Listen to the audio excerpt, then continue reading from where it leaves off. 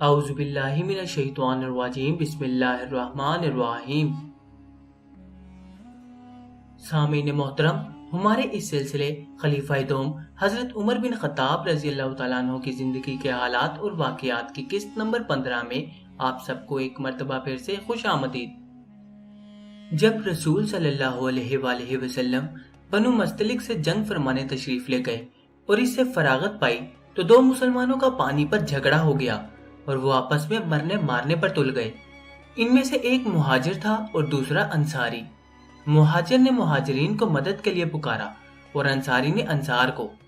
اس وقت عبداللہ بن ابی بن سلول نے، جو مدینہ کے منافقوں کا سردار تھا، حاضرین سے مخاطب ہو کر کہا، ہمارے شہر میں مہاجروں کی اکثریت ہو گئی، واللہ ہمارا اور ان کا معاملہ ایسا ہی ہے جس کے متعلق اول نے کہا ہے، اپنے کتے کو موٹا کرو گے تو وہ تمہاری ہی ہڈیاں چبائے گا۔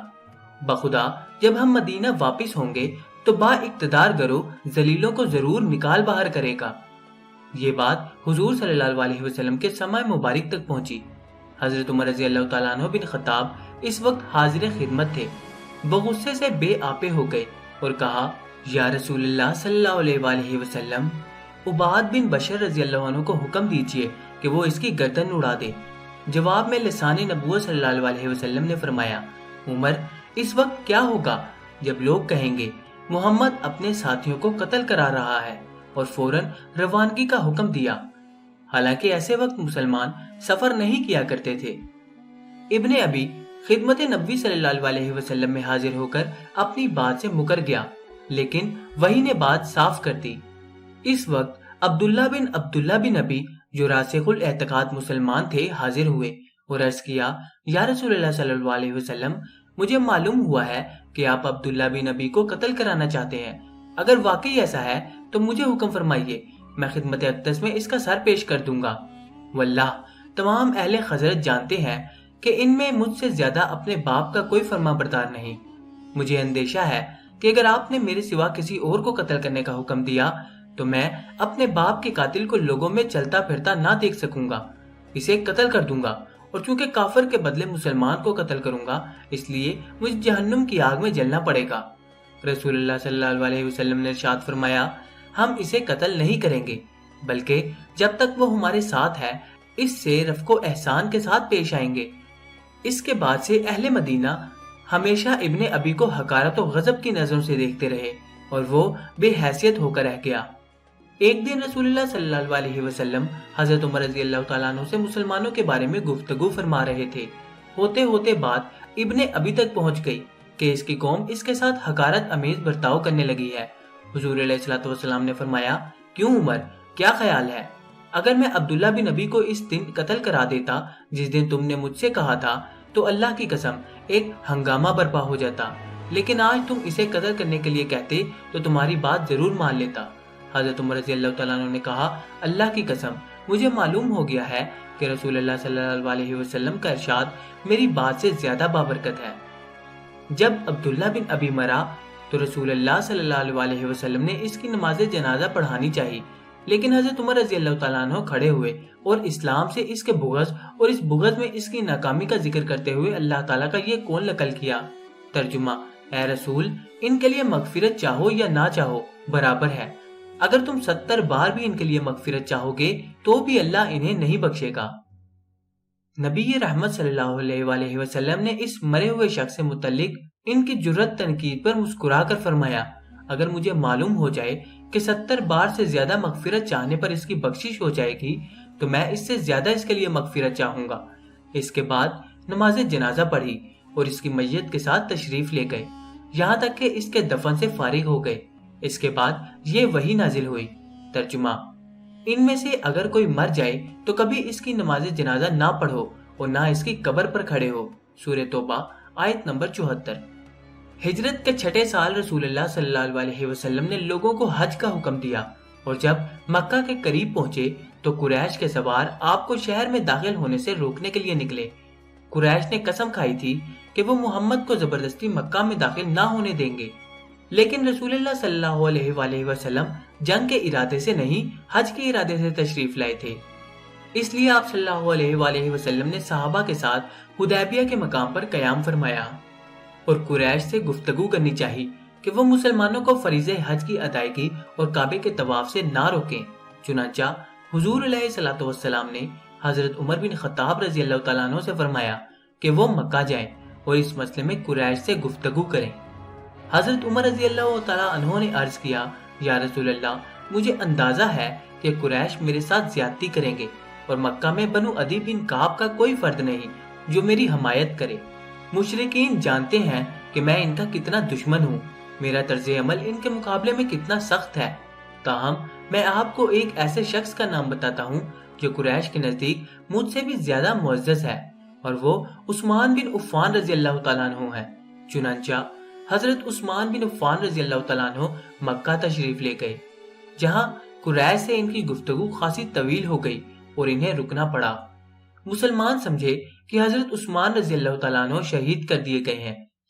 اس پر رسول اللہ صلی اللہ علیہ وآلہ وسلم نے مسلمانوں سے بیعت لی، جو بیعت رضوان کے نام سے مشہور ہے، کہ اگر مشرکین قریش نے عثمان رضی اللہ تعالیٰ عنہ کو شہید کر دیا تو مسلمان ان سے لڑیں گے۔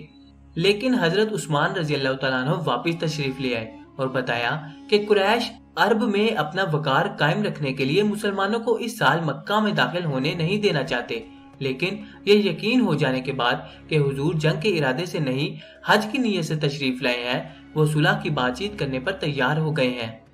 فریقین میں معاہدہ صلح کے متعلق گفتگو جاری رہی۔ حضرت عمر رضی اللہ تعالیٰ عنہ ان شرطوں سے بہت پریشان اور دل تنگ تھے جو اس گفتگو میں رسول اللہ صلی اللہ علیہ وسلم قبول فرما رہے تھے۔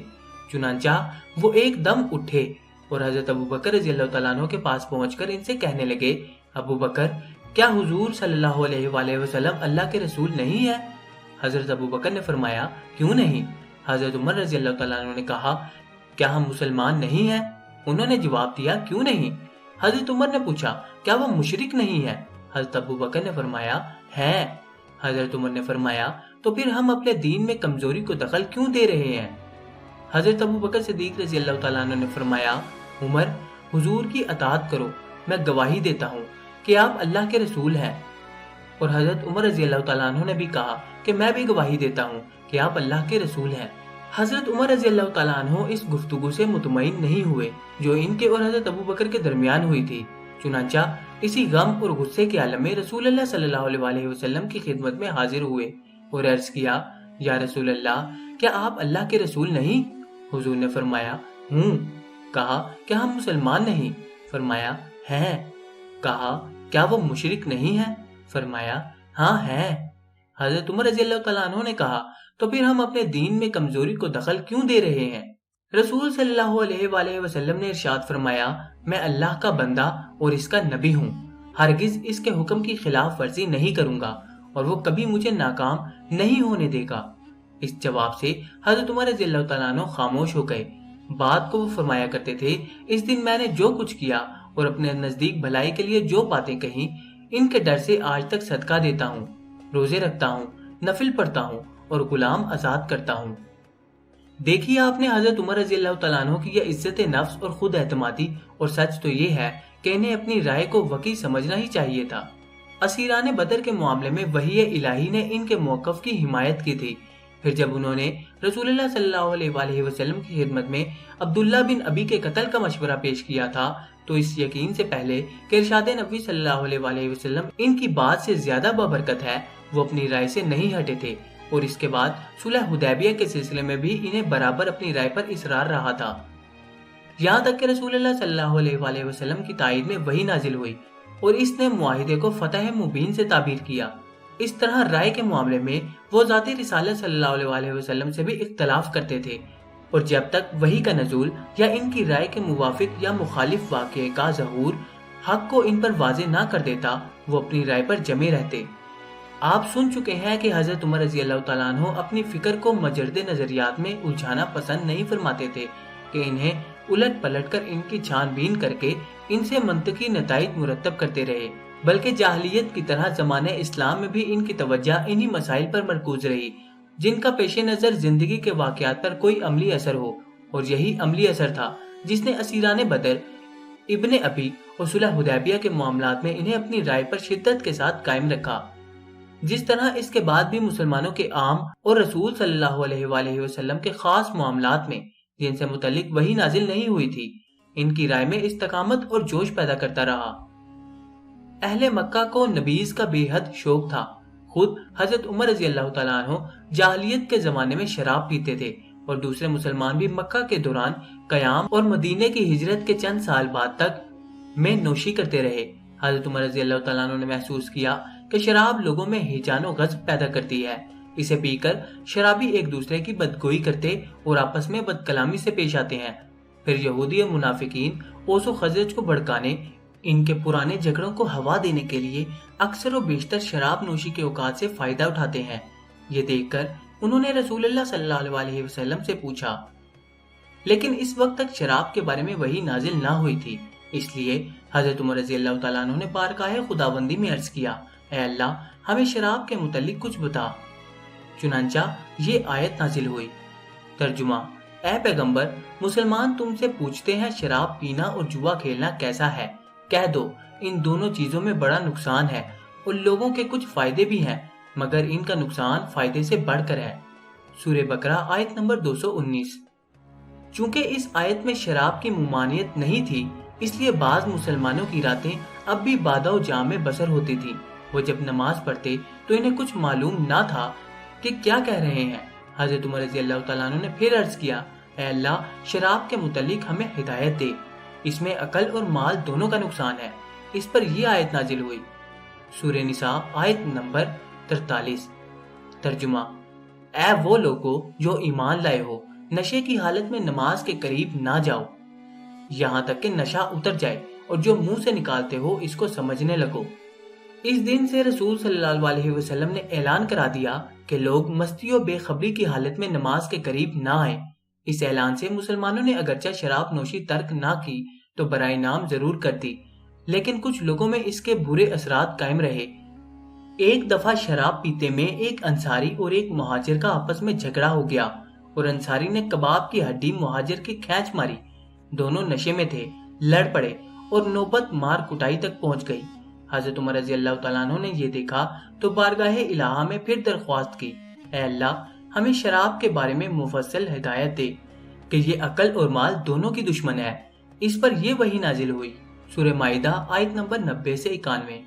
ترجمہ: مسلمانوں، شراب اور جوا اور پانسے یہ سب پلید ہیں، شیطانی کام، ان سے بچے رہو تاکہ تم مراد کو پہنچو۔ شیطان تو چاہتا ہی یہ ہے کہ شراب اور جوئے سے تم میں عداوت اور بغض پیدا کر دے، اور تمہیں خدا کی یاد اور نماز سے باز رکھے۔ تو اب بھی تم باز آتے ہو یا نہیں؟ امتناع شراب کا یہ حکم بعض مسلمانوں کو شاق گزرا، اور انہوں نے کہا شراب ناپاک کیسے ہو سکتی ہے، جبکہ یہ فلاں فلاں کے پیٹ میں تھی جب وہ احد میں شہید ہوئے، اور فلاں فلاں کے پیٹ میں تھی جب وہ بدر میں شہید ہوئے۔ اس پر یہ آیت نازل ہوئی۔ سورہ مائدہ آیت نمبر 93۔ ترجمہ: جو لوگ ایمان لائے اور جنہوں نے نیک کام کیے، ان پر پہلے جو کچھ کھا پی چکے اس کا کچھ گناہ نہیں، جب وہ شرک سے بچیں اور ایمان پر قائم رہیں اور نیک کام کرتے رہیں، پھر حرام چیزوں سے بچیں اور یقین کریں، اور پھر بچیں اور اچھے کام کریں، اور اللہ اچھے کام کرنے والوں کو پسند کرتا ہے۔ مسلمانوں کے ایک معاملے میں جس کے متعلق وحی نے اس وقت تک کوئی حکم صادر نہ کیا تھا، حضرت عمر رضی اللہ تعالیٰ عنہ کی روش یہ تھی۔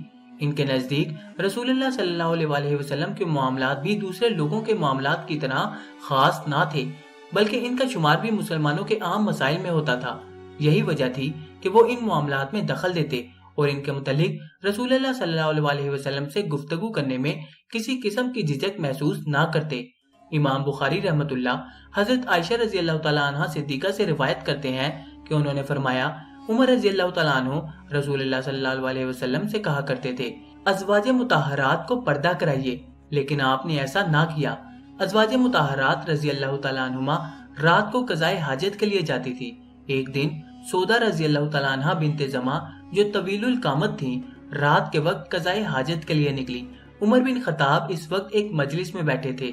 انہیں دیکھ کر بولے، سودا میں نے آپ کو پہچان لیا ہے۔ مقصد یہ تھا کہ پردے کا حکم نازل ہو، چنانچہ اللہ عز و جل نے پردے کی آیت نازل فرمائی۔ حضرت عمر رضی اللہ تعالیٰ عنہ سے ایک روایت ہے کہ انہوں نے فرمایا، میں نے کہا، یا رسول اللہ صلی اللہ علیہ وسلم، آپ کے پاس اچھے برے سبھی قسم کے لوگ آئیں گے، بہتر ہے آپ امہات المومنین کو پردے کا حکم فرما دیں۔ اس پر آیت حجاب نازل ہوئی۔ آیت حجاب میں اللہ تعالیٰ فرماتا ہے، سورۃ الاحزاب آیت نمبر 31 سے 32، ترجمہ: اے پیغمبر کی بیویو، تم دوسری عورتوں کی طرح نہیں ہو۔ اگر تم خدا سے ڈرتی ہو تو غیر مردوں سے دبی زبان باریک آواز سے بات نہ کرو۔ ایسا کرو گی تو جس کے دل میں کھوٹ ہے اس کو لالچ پیدا ہوگا۔ اور کھڑی کھڑی صاف بات کیا کرو اور اپنے گھروں میں جمی رہو اور دور جاہلیت جیسی زینت و آرائش کا مظاہرہ نہ کرو۔ نماز قائم کرو اور زکوٰۃ دو۔ اللہ اور اس کے رسول صلی اللہ علیہ وسلم کی اطاعت کرو۔ اللہ یہی چاہتا ہے کہ تم سے گندی باتیں دور کر دے اور تم کو پاک و صاف بنا دے۔ پھر اللہ جل شانہ ارشاد فرماتا ہے، سورۃ الاحزاب آیت نمبر 59، ترجمہ: اے نبی کہہ دو اپنی بیویوں اور بیٹیوں سے اور مسلمانوں کی عورتوں سے کہ اپنی چادروں کا گھونگھٹ نکال لے، اس سے وہ پہچانی جائیں گی تاکہ کوئی انہیں ستائے نہیں، اور اللہ بخشنے والا اور مہربان ہے۔ سامعین محترم، خلیفہ دوم عمر بن خطاب رضی اللہ تعالیٰ عنہ کی زندگی کے مزید احوال ہم آئندہ ویڈیو میں بیان کریں گے، اس لیے آپ سے التماس ہے کہ ہمارے چینل کو سبسکرائب کر کے ساتھ موجود بیل آئیکن کو لازمی دبا دیں۔ اب آپ سے ملاقات ہوگی انشاءاللہ تعالیٰ اگلی نئی ویڈیو میں، تب تک کے لیے اپنا خیال رکھیے گا۔ اللہ حافظ۔